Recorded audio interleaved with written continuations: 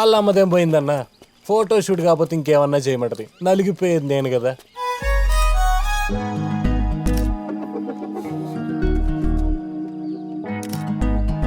సింధు కొంచెం కొంచెం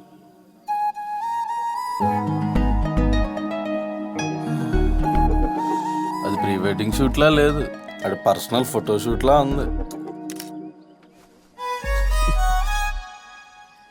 నాకు ఈ వెడ్డింగ్ మీద ఉన్న ఇంట్రెస్ట్ ఫోటోషూట్ల మీద ఉండదు. నాకు అర్థమవుతుంది బావా, నువ్వు ఎంత తొందరపడుతున్నావో. నీ చిన్నప్పుడు ఫ్రెండ్స్ అందరూ ఇంతే ఎదవలారా? అందరిలో వీరే టాప్ అన్న. ఏమైంది బ్రో? బ్యాటరీ హీట్ ఎక్కింది బ్రో, చల్లారి పెట్టుకొని వస్తా. అరే ఎడ్డి ఇటు చూడరా. నువ్వు మూసుకొని తీరా. ప్రీ వెడ్డింగ్ షూట్ వరకు వచ్చేసింది బ్రో, పెళ్ళి ఒకటే లేట్. ఇప్పుడైనా కొంచెం వేడు. ఏడిస్తే అయిపోతుంది అనుకుంటే నాతో పాటు మిమ్మల్ని కూడా ఏడిపించాను. ఆగదు కదా, చూడు. ఏంటి ఇప్పుడు ఈ స్టిల్ కానీ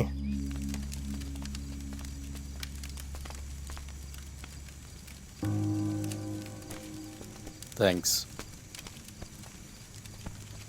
ఇదిగో తినరా. నాకు ఆకలిగా పక్క జరుపు. ఇలా అయ్యి పొద్దున అనగా తిన్నా, కడుపు గాలిపోతుంది.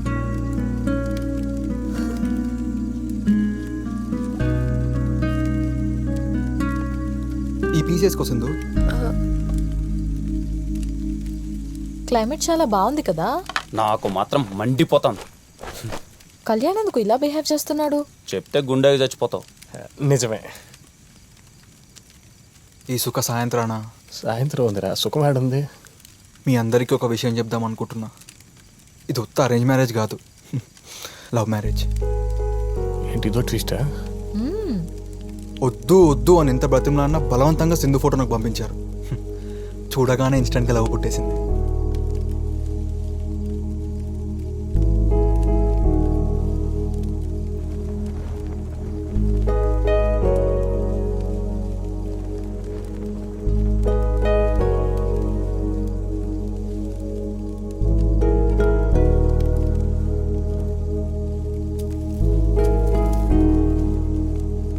I love you, Sindhu.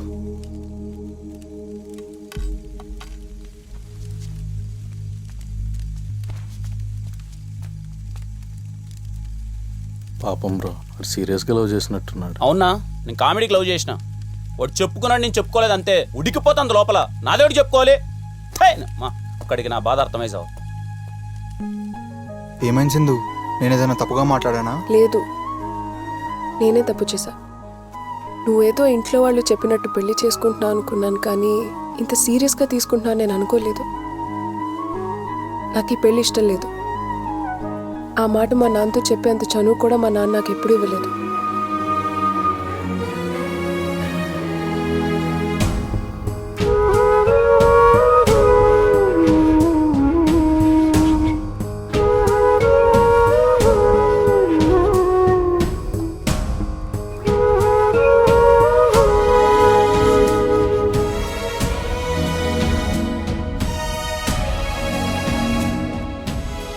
ఇదంతా నీకు ముందే తెలుసు కదరా?